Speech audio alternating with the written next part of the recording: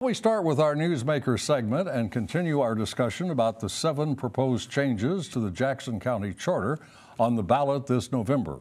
We talked last week with former County Executive Catherine Shields.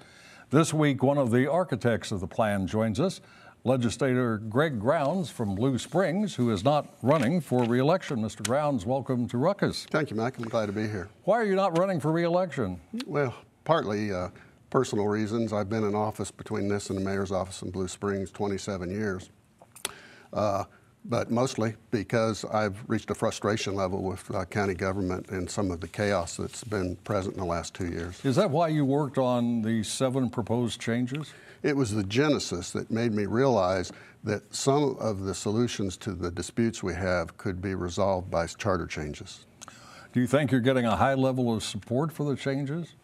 Every group I talk to, people are nodding their heads yes on issues like ethics reform and term limits. They seem to understand. They're supportive of transfer of the jail to the sheriff's department and the combat to the prosecutor. So I would say that the personal response I'm getting is quite large.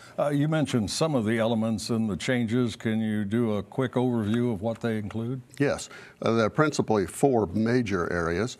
Those are term limits, ethics that for the first time appear in the charter, transfer of the jail to the sheriff's department, and combat to the prosecutor's office. I also address what I think are needed salary increases so that all people who are elected, all people in the county are able to run for office without having to suffer a financial burden by leaving their present jobs. Well, as I mentioned, Catherine Shields was on last week, and I re-watched the interview, and I think I can give you a quick overview of what she said, and you said you had seen it as well.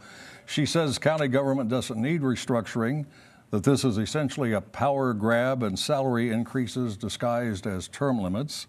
She's unhappy with the way the term limits measure is written, says it leaves loopholes, and she doesn't agree with the idea of prohibiting anyone who holds a local, state, or federal office from running for a county office. How do you respond? Well, there are 2 aspects to the major thrust of the charter. The first is to address getting more and more people involved in eliminating the power of incumbency.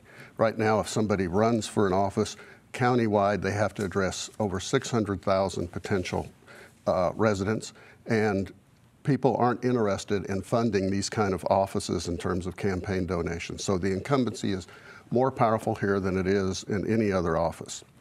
We also address some problems, and that's the second side, that continue to come up, like the jail, the combat tax, how those funds are spent.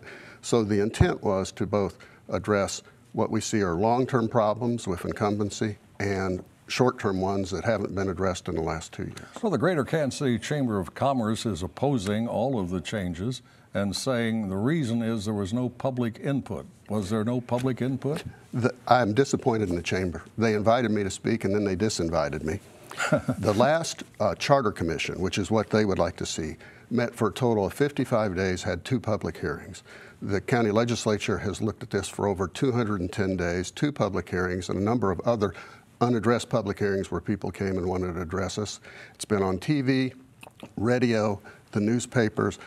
I just think that there's some politics involved over there.